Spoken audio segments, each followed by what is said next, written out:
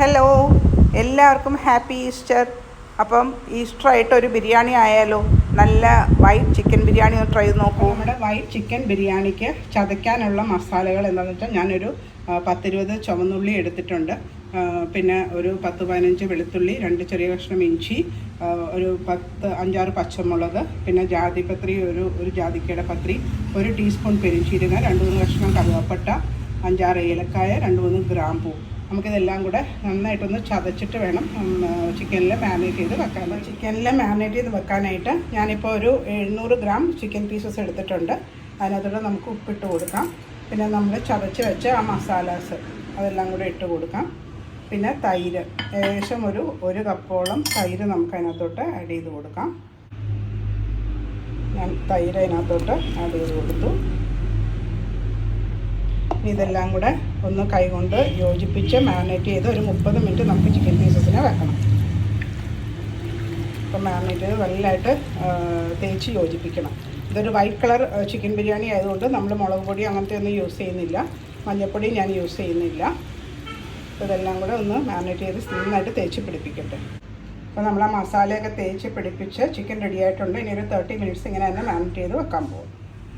ആ ബിരിയാണി കറിയിലുണ്ടാക്കാനായിട്ട് ഞാനിപ്പോൾ ഒരു 10 നട്ട്സും ഒരു 2 ടേബിൾ സ്പൂൺ നാളികേരം കൂടെ ഒരു ഫൈൻ പേസ്റ്റാക്കി അരച്ചെടുക്കാൻ പോകും.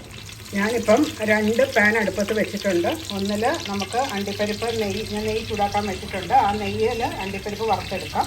പിന്നെ ഇത് നമ്മൾ ബിരിയാണിയുടെ കറി, വൈറ്റ് കറി ഉണ്ടാക്കാനായിട്ട് ഞാനൊരു പാനിൽ എണ്ണ ഒഴിച്ചിട്ടുണ്ട്. അതിനകത്തോട്ട് നമുക്ക് ആദ്യം സവാള ഒന്ന് ഫ്രൈ ചെയ്തെടുക്കാം. നെയ്യ് ഒരുമാതിരി മൂത്തിട്ടുണ്ട്. അതിനകത്തോട്ട് നമുക്ക് അണ്ടിപ്പരിപ്പ് ഇട്ട് കൊടുക്കാം. ആ അണ്ടിപ്പരിപ്പ് ഒരു ലൈറ്റ് ബ്രൗൺ ആവുന്ന വരെ നമുക്ക് നെയ്യിൽ മൂപ്പിച്ചു. എണ്ണ ചൂടായിട്ടുണ്ട്. അതിനകത്തോട്ട് നമുക്ക് സവാള, ഞാനൊരു 2 സവാള കട്ടി കുറഞ്ഞ് സ്ലൈസ് ചെയ്തത് എടുത്തിട്ടുണ്ട്. ഇതിൽ നമുക്ക് കുറച്ച് വറുത്തത് മാറ്റണം. ബാക്കി നമുക്ക് ഇതിന് കറിയിൽ തന്നെ യൂസ് ചെയ്യാം. അത് നല്ല ബ്രൗൺ ആവുന്ന വരെ അതിനെ ഫ്രൈ ചെയ്തെടുക്കട്ടെ. അപ്പോൾ നമ്മുടെ അണ്ടിപ്പരിപ്പൊക്കെ ബ്രൗൺ ആയിട്ടുണ്ട്. ഞാൻ അടുപ്പങ്ങ് ഓഫ് ചെയ്യാണ്. പിന്നെ നമുക്ക് നെയ്യിൽ തന്നെ ഇങ്ങനെ ഇരിക്കട്ടെ. നമുക്ക് റൈസിൽ അത് ഇട്ട് കൊടുക്കാം. ഇപ്പോൾ ഒരടുപ്പത്ത് സവാള ഫ്രൈ ആയി വരുന്നുണ്ട്. അപ്പം ഞാൻ ഒരു 1.5 ഗ്ലാസ് റൈസാണ് എടുത്തേക്കുന്നത്.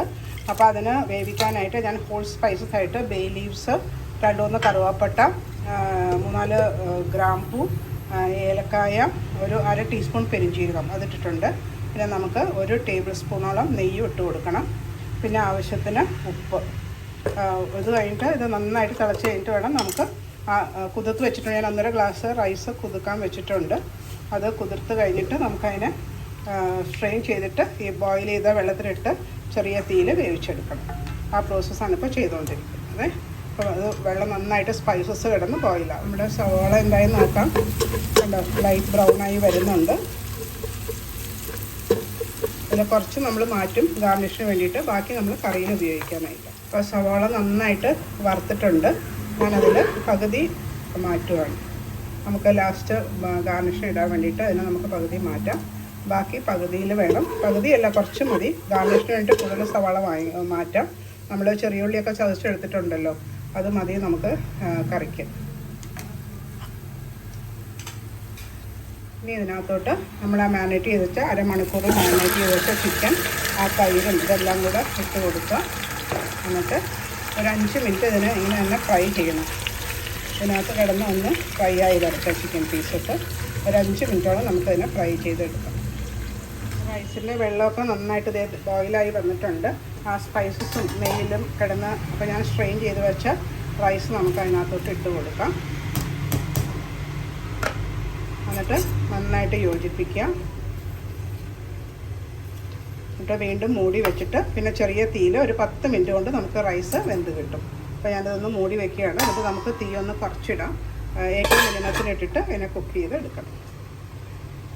വൈറ്റ് ചിക്കൻ ബിരിയാണിയുടെ ആ ചിക്കൻ കറിയൊക്കെ, ആ ചിക്കൻ പീസസൊക്കെ ഇങ്ങനെ എണ്ണയിൽ കിടന്ന് നന്നായിട്ട് ഫ്രൈ ആയി വരുന്നുണ്ട്. ഞാൻ പറഞ്ഞ ഒരു 5 മിനിറ്റ്സ് നമുക്കതിനെ ഫ്രൈ ചെയ്തിട്ട് വേണം മൂടി വെച്ച് വേവിക്കാനായിട്ട്. ഇപ്പോൾ ഒരു 5 മിനിറ്റ്സ് കഴിഞ്ഞു. അതെല്ലാം ഒന്ന് ഫ്രൈ ആയിട്ടുണ്ട്.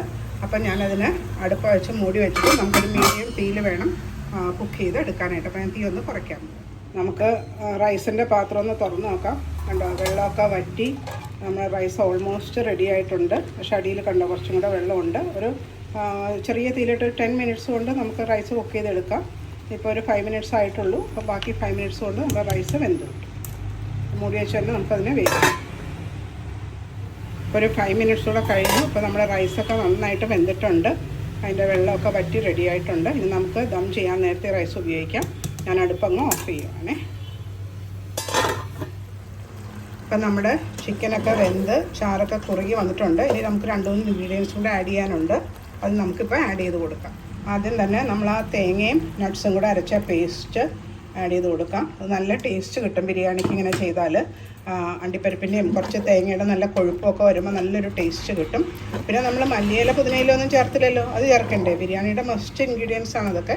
അപ്പോൾ നമുക്കത് കറിയിലോട്ട് 2 പച്ചമുളക് സ്ലിറ്റ് ചെയ്തത്, പിന്നെ ഇതിപ്പോൾ വീട്ടിലുണ്ടായ നല്ല മിൻറ്റാണ്, അത് നമുക്ക് ഇട്ട് കൊടുക്കാം.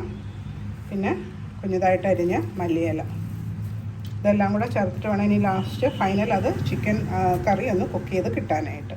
അപ്പോൾ ഞാൻ അതിനെ എല്ലാത്തിനെയും കൂടെ ഒന്ന് മിക്സ് ചെയ്ത് യോജിപ്പിക്കാൻ പോവുക. ഇനി ഇതിനകത്തും കിടന്ന് ഒന്ന് ചിക്കൻ വെന്ത് കിട്ടണം. ഇനി നമ്മൾ തീ കുറച്ചിടണം. എന്താ വെച്ചാൽ നമ്മൾ തേങ്ങയും നട്ട്സും കൂടെ അരച്ചത് ആഡ് ചെയ്തുകൊണ്ട് ഗ്രേവി നല്ല തിക്കായിരിക്കും. അപ്പോൾ ഒരു മീഡിയം തീയിൽ അല്ലെങ്കിൽ ലോ ഫ്ലെയിമിലിട്ടിട്ട് വേണം ഇതിനെ കുക്ക് ചെയ്ത് എടുക്കാൻ. അപ്പോൾ നമ്മുടെ ചിക്കൻ കറിയൊക്കെ റെഡിയായി. നല്ല കൊഴുത്ത ഗ്രേവിയോട് കൂടിയ ബിരിയാണിക്കുള്ള ചിക്കൻ ബിരിയാണിക്കുള്ള കറി റെഡിയായി. ഞാൻ അടുപ്പൊന്ന് ഓഫ് ചെയ്യാണ്. അതിട്ട് നമുക്കിനി ദം ചെയ്ത് ലെയർ ചെയ്ത് ബിരിയാണി സെറ്റാക്കണം. അപ്പോൾ നമ്മൾ കുക്ക് ചെയ്ത ചിക്കൻ്റെ ആ കറി കുറച്ച് ഞാൻ മാറ്റി. ബാക്കി നമുക്ക് ഇനി ദം ചെയ്യാനായിട്ട് അടിയിലൊരു ലെയർ ചിക്കൻ കറി ഇട്ട് കൊടുത്തു. അത് കഴിഞ്ഞിട്ട് നമുക്ക് പകുതി റൈസ്, നമ്മൾ കുക്ക് ചെയ്ത് വെച്ച പകുതി റൈസ് ഇട്ട് കൊടുക്കാം. ഇത് 2 തരത്തിൽ നമുക്ക് ദം ചെയ്തെടുക്കാം. ഞാനിപ്പോൾ കാണിക്കുന്ന വേർഷൻ നമ്മൾ ഗ്യാസിൽ തന്നെ ചെയ്യുന്നതാണ്. ഓവനിലും വെച്ച് വേണമെങ്കിൽ നമുക്ക് ദം ചെയ്തെടുക്കാം, കുഴപ്പമില്ല. അപ്പോൾ ഞാൻ പകുതി ലെയർ റൈസ് ഇട്ട് കൊടുത്തു. എല്ലായിടത്തോട്ടും ആയിട്ടുണ്ട്. ഇനി നമുക്ക് മാറ്റി വെച്ച ചിക്കൻ കറി ഉണ്ടല്ലോ, അത് നമുക്കൊന്ന് സ്പ്രെഡ് ചെയ്ത് എല്ലായിടും ഒന്ന് ഇട്ട് കൊടുക്കാം. അതിൻ്റെ കൂടെ തന്നെ അതിനകത്തോട്ട് നമുക്ക് കുറച്ച് വറുത്ത് വെച്ച സവാള ഇട്ട് കൊടുക്കാം.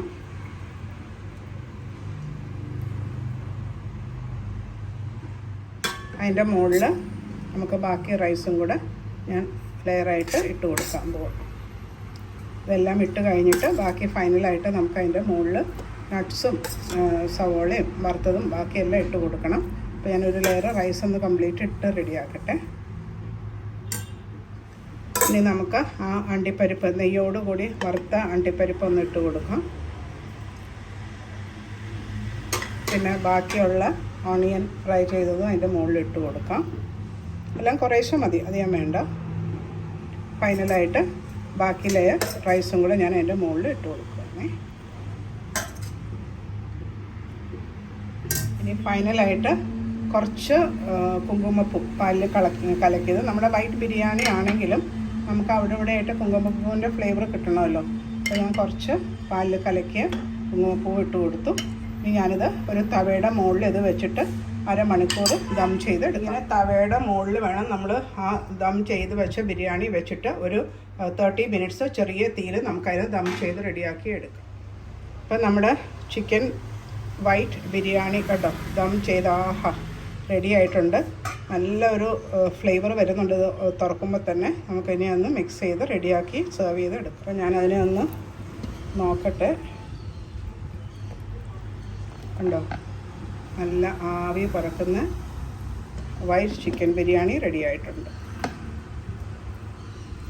ഇപ്പോൾ റെഡിയായ ബിരിയാണി ഞാനൊരു പ്ലേറ്റിൽ സെർവ് ചെയ്തു. അതിൻ്റെ മുകളിൽ കുറച്ച് നട്ട്സും ഓണിയനും പച്ചമുളകും ഇട്ട് റെഡിയാക്കിയിട്ടുണ്ട്.